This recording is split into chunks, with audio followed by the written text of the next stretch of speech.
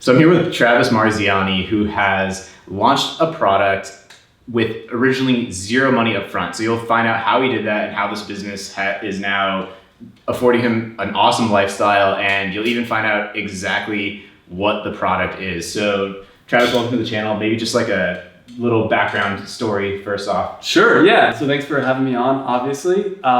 So I started in e-commerce about 6 years ago. I had a corporate job. I actually ended up getting pretty depressed. Ended up quitting that cold turkey to start my first e-commerce business, which was a dance clothing business. I spent a few years struggling. I made some money, but I spent a few years struggling with that before actually at one point moving back in with my parents. And that was a big low moment for me, because I went from quitting a pretty good paying corporate job, and my parents were like, don't do that, to having to move back in with them. And they're like, yeah, we told you not to do this, right?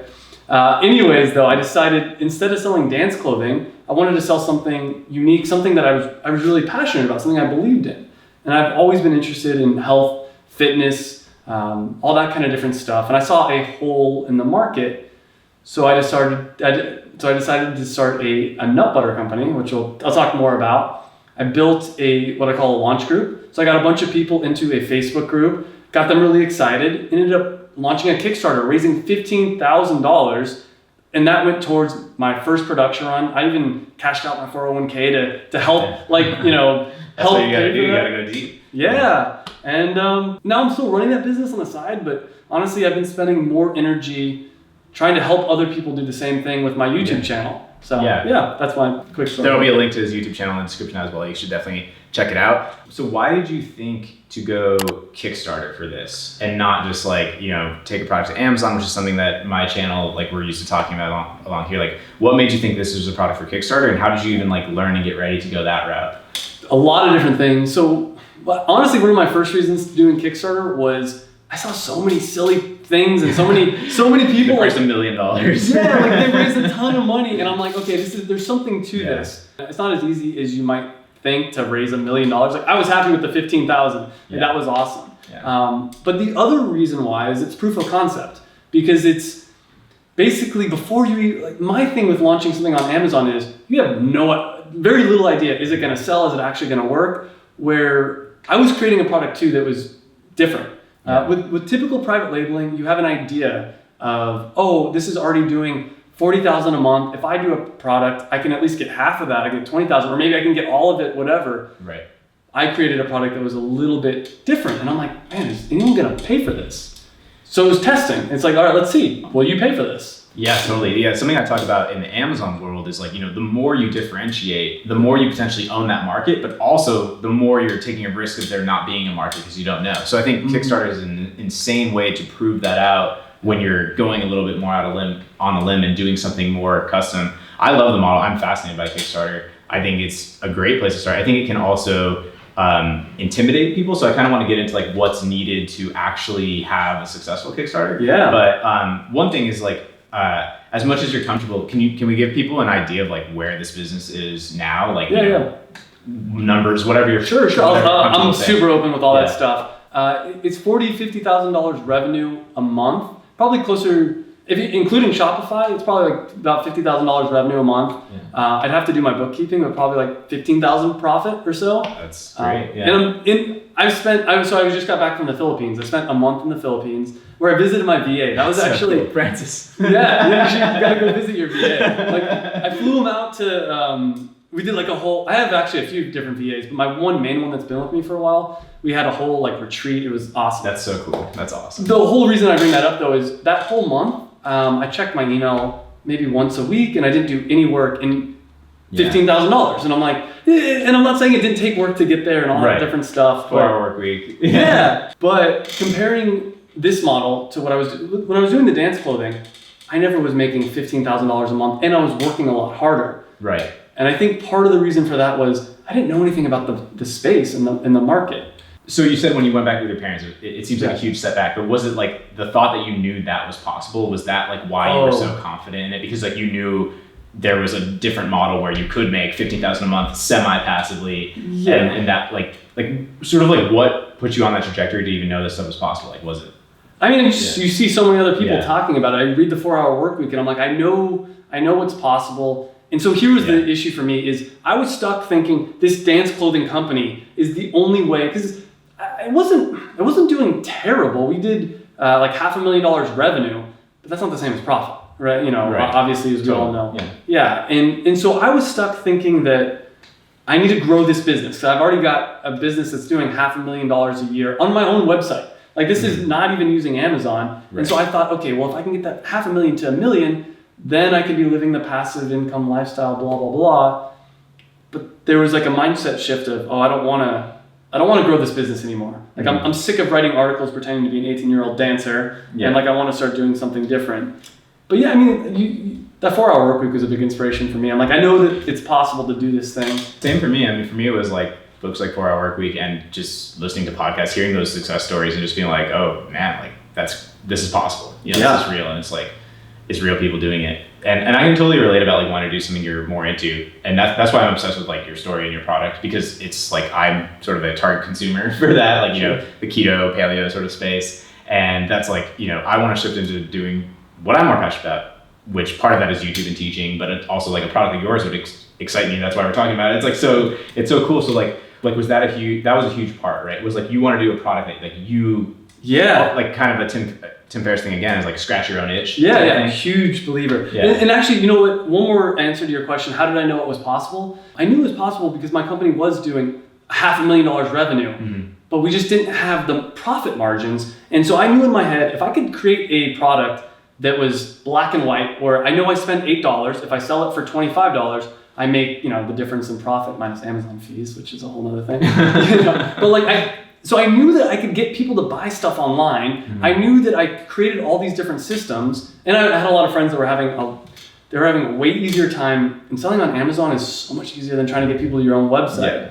So I'm like, all right, all I need to do is figure out one product, because with the dance clothing company we had 80,000 SKUs. It was all made to order. It was a huge, and we still have that dance clothing company, but it makes enough money for my mom to make a decent living from it. It's not for me. It wasn't like that scalable, passionate type of business that you really wanted. Yeah. So this company, the Nut Butter Company, is completely scalable, because if I need 1 million units produced, I pay for 1 million units. Yeah. I might need to get a loan or something because of cash flow. But with the other company, if all of a sudden our orders triple, we need to hire 3 times as many employees. Like we need to hire. Right. And that's just. It gets 3 times more complicated. Yeah, because we don't, me and my mom don't have any managerial experience of giant teams. And, I love my mom, but she's a mom. Like she's not a business person where I'm like, yeah, let's blow this thing up, let's grow it. And she's like, slow down. Yeah. Like I don't want to do that. Where with this company, you can do whatever you want. I can blow it up as big as I want, which I haven't done as good of a job because I should. I want to get into like a little bit about like the product positioning, the branding. That's something that I talk a lot about, because I've sort of alluded to this before on the channel, is that like I talk about sort of how can we emulate branding? Like we're not like doing full on, at scale crazy branding, but it's like if you just take elements of this to Amazon, it like allows you to break through so much. And I think you've done like, I'm looking at it. I don't know if it's in frame, but you can pick it up if you want. But like, I didn't know if we were waiting until the end. Go for it. I mean, performance Nut Butter. Yeah. So this is the actual product. I feel like we're like, on one of those shows where it's like pops up like $29.99 in the corner. Wow. Look at that. No, but it's a great example of just like, I mean, how did you think about sort of the look and the feel, but not just on like the aesthetic design of like the box, but also like in terms of what's in the product. Yeah. And, finding that niche of, like you said, a different product. Like what was different about this? How did you know that was an opportunity, and how did you like position it as Performance Nut Butter looking like this? No, that's really important. Yeah. So, I mean, there's a few different things. So one thing, I don't know if I've ever told you this, I actually studied biomedical engineering, which I don't think I knew. Which is a cool, fun fact to drop, but it really didn't help me come up with the product. But it was I had an interest in diet and nutrition, but as do you. Like, yeah, I majored in psychobiology, so science background too. I didn't. Yeah. So nutrition. So I've always had this idea of I want to learn how to optimize human performance, optimize your body. And so that's half of it, is something that scratched my own itch, but there's a lot of things, that's not enough. You want a product, there's a few different things I was looking for in a product. One, something that doesn't exist, and there's a lot of nut butters out there, but there was nothing I could find that was premium and targeted towards like an athletic community, and that's why the super generic name of performance nut butter came about. Is I wanted to come up with a name that could brand an entire new category of nut butters. So it's instead of, you have your nut butter and it's a really funny word, I know, like I say a lot, you have the nut butter or the peanut butter that's meant for moms and kids, but then you have performance nut butters, and I include all my competitors in that category. So there was a hole in the market, in my opinion, because when I was going to buy a healthy fat snack, I wasn't really sure. None of the products seemed like they were for me. They seemed like they were for a mom trying to give something to their kids. But then there's other things too. I wanted something that was consumable. I wanted one SKU. I didn't want a product that had, like the dance clothing company, we had 80,000 SKUs, and it's just it's a cluster. Yeah. Right. Where this, I'm like, all right, I want one SKU. And then as far as the ingredients inside of it, I did a lot of testing. And I blended up different, almonds. Like in the kitchen yourself. Yeah, seriously. And this is actually super common. Like RX Bar did this, like every single big zero to big company at one point used a Cuisinart and just blended it up and just tried it out. Quest Nutrition. Jessica and I were doing this on a product that has not come to existence, but we've been there. I wanted it to be easy to ship. So this product is under a pound, which it's good because it starts going over a pound. Yeah. Something that someone else could produce for me. I did the initial batch in my kitchen and I tested out almonds, walnuts, whatever. And so half of it was flavor. Because you know what? I'll eat, if someone told me dirt is good for you, I'll eat dirt. Because I'm the same, Yeah, like I think a lot of ultra health conscious people, they don't really care about the taste, but the mass market cares about the taste. Yeah. So I wanted something that tasted good, but it also needed to have nutritional benefits. And the macadamia nut, it's like all over the place now. The coconut's been really big for a while. And the cashew, I think, is of the three, like the lesser. Well, actually, cashew is becoming really popular, and you have bulletproof bars, and it's also a good. I don't want to use the word filler nut, but it's a good. It helps give good consistency. And macadamias are really expensive, so I didn't want to do just macadamia. Yeah, I mean, the fact that macadamia's in it, like, it is a performance product because it's not just like, peanut butter or whatever. Yeah, and that's the other check mark. I wanted it to be the most expensive, the premium. Yeah. There was a quote I heard that you either want to be the cheapest or the most expensive because everything else in the middle just gets lost. So I have a selfish question because I've publicly said I wanted to get into the health space, the nutrition space, the keto space, because I'm personally in that. Haven't gone through with it, just been in kind of a rut, haven't done it.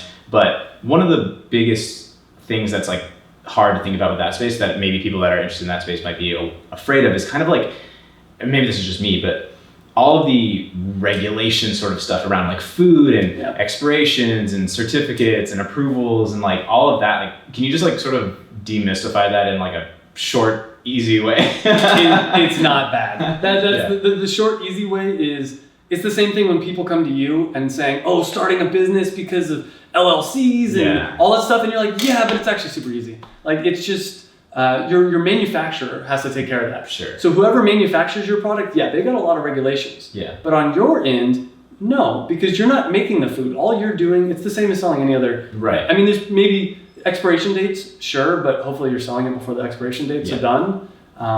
It's a little bit more Wild West than I think the outside person would think. Right. I've heard that with people that work for food companies, nutrition labels. You would think this stuff is really there's some agency, there's some government agency making sure of everything. Really, it's just the company submits it and prints it on the label, and you're like, all right. Yeah. And I will say to you, I think once you get to a certain level, they might start being obviously, I'm not saying that's what you should do. I'm just saying it's surprising how scrappy it sometimes is. It really is. Yeah. I have a friend that owns a company called Barnana, and they put on there something like the perfect potassium snack, and someone tried to sue him, or someone did sue him over that and saying, well, actually, you can't say that because it's not high enough in potassium. And food you definitely have to be careful with claims. Yeah, so I can't tell someone my product's healthy. Actually, right. I've heard that. Yeah, healthy is a word that infringes on you making claims about it. Yeah, because it has to just be food. That's why food, even when you look at health food, it's just tastes great. It's okay, but you can't say cures cancer or something like that. You can say it'll make you feel good, but you can't say it'll cure cancer. And you can use floaty terms like that, where it's nut butter cures cancer. Great. Yeah.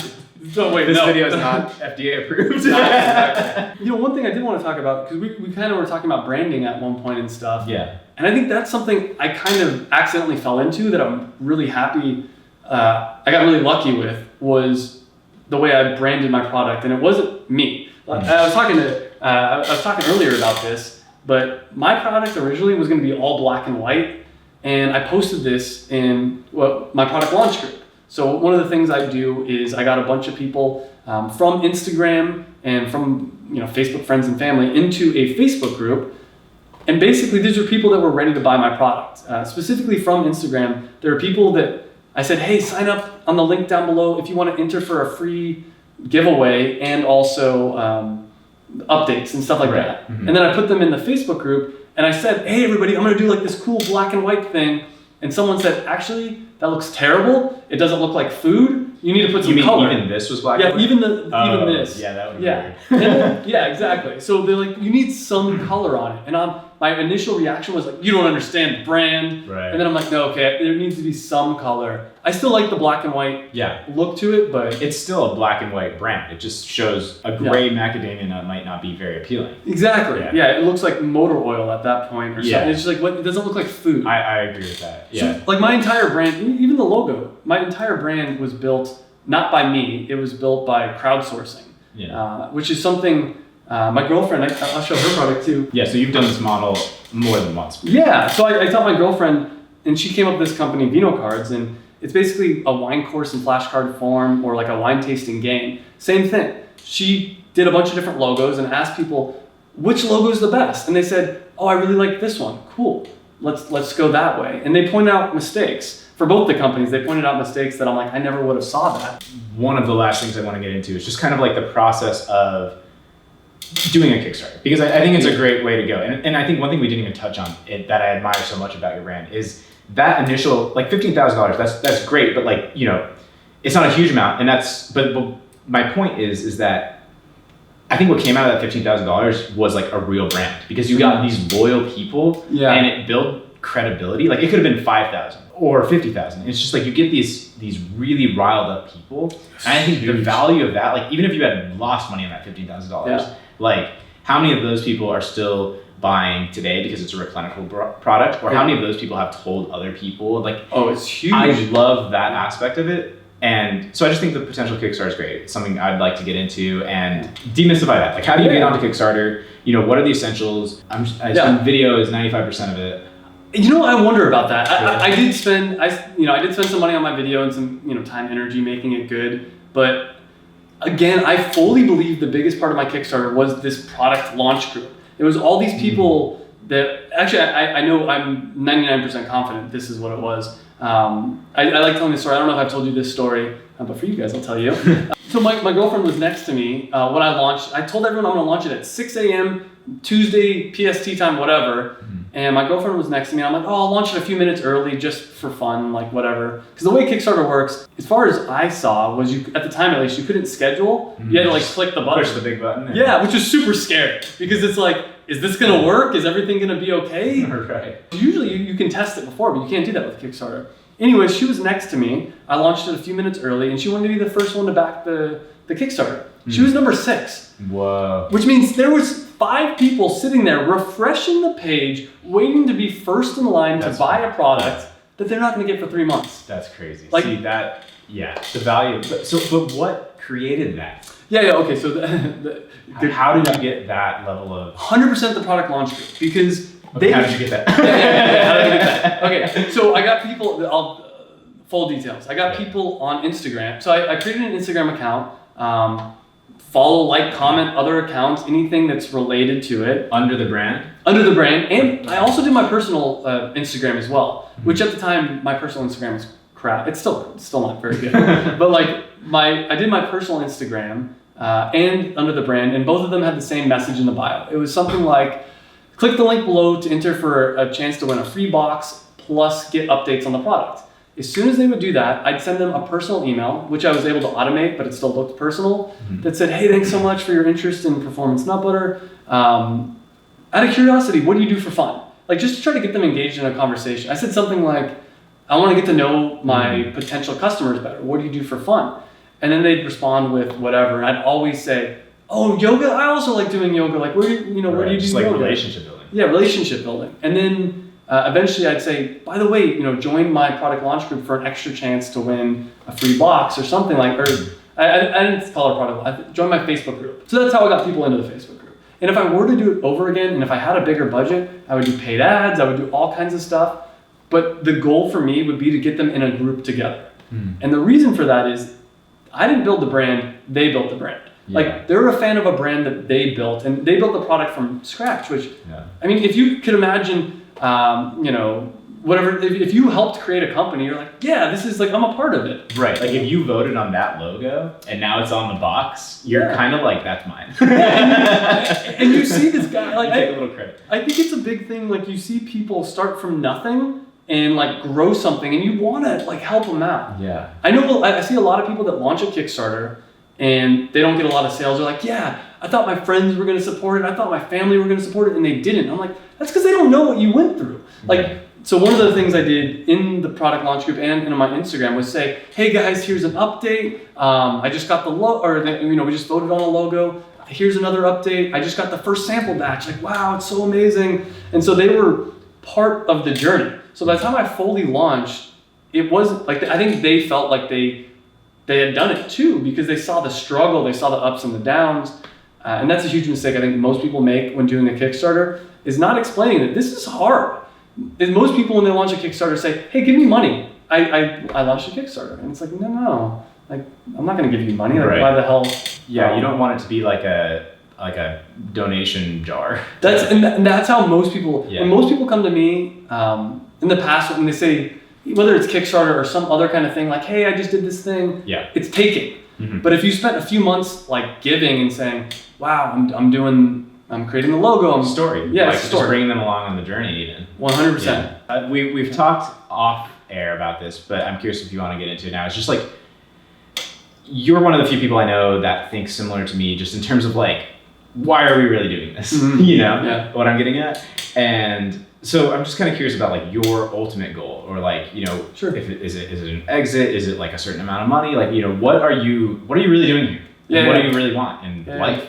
So a few different things. One, I want to sell the company, at least at this point, 1.5 million. That's the goal. But the thing to sell the company for 1.5 million means I need to grow it. I need to automate it more, because if I were to try to sell it with my current manufacturer, I think the person I would sell it to would be like, that guy. That's too big of a risk. Yeah, it's too big of a risk. And I think if my manufacturer found out I sold it, he would jack up the price. Like he's not a good partner. He's not the perfect partner for that kind of a situation. Yeah. So the goal is to sell it for 1.5 million. That might change once I get there. I might just keep it as like cash flow. Right.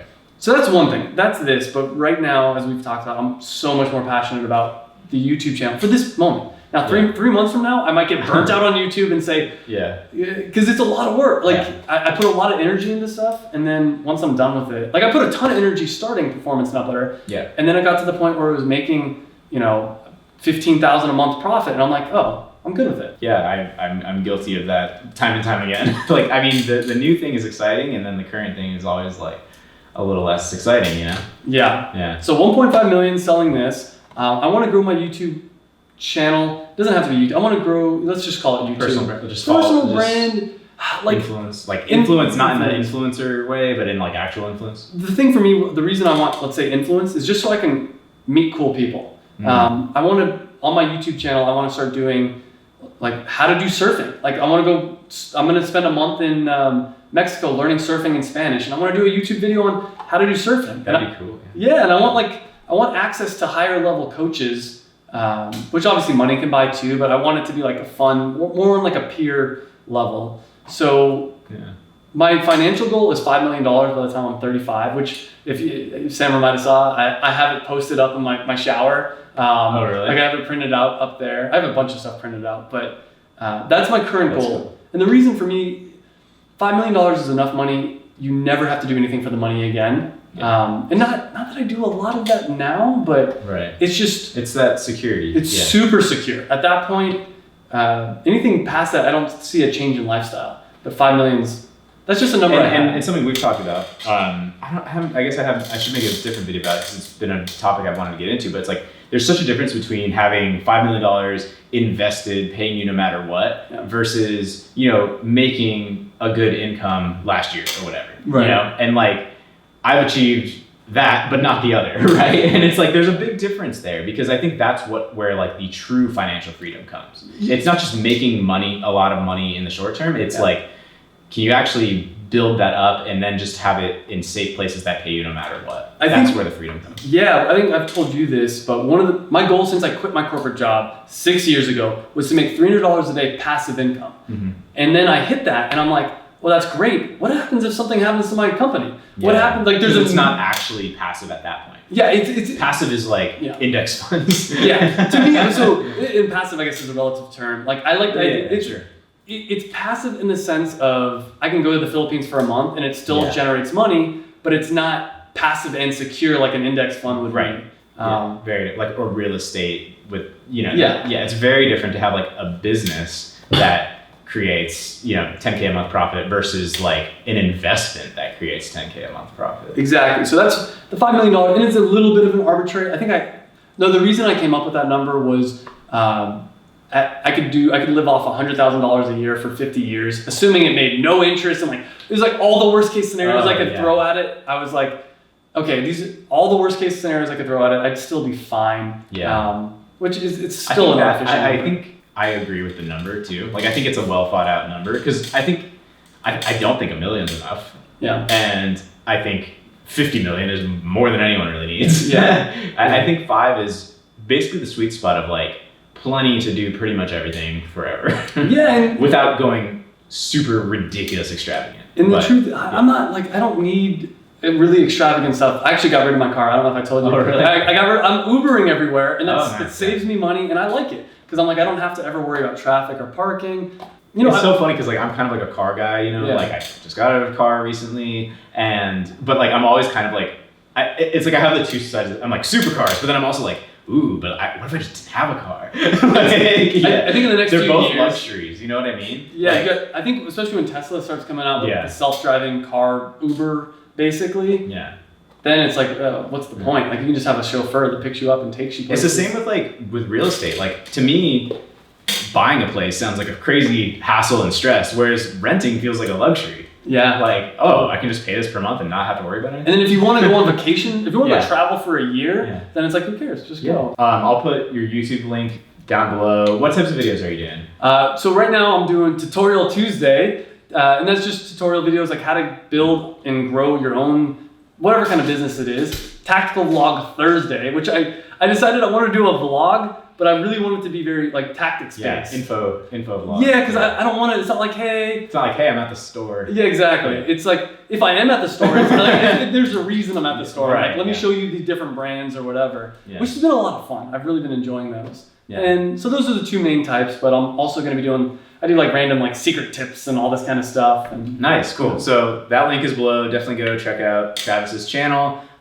Make sure you like and comment on this video, subscribe and hit the bell if you haven't already on my channel and on Travis's. And yeah, hope you enjoyed this video. See ya. Thanks guys. Cool. Thanks. Yeah.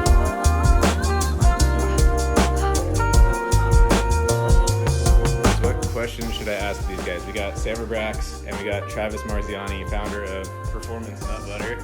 And Sam, you guys know, but what should I ask these guys? Let me know.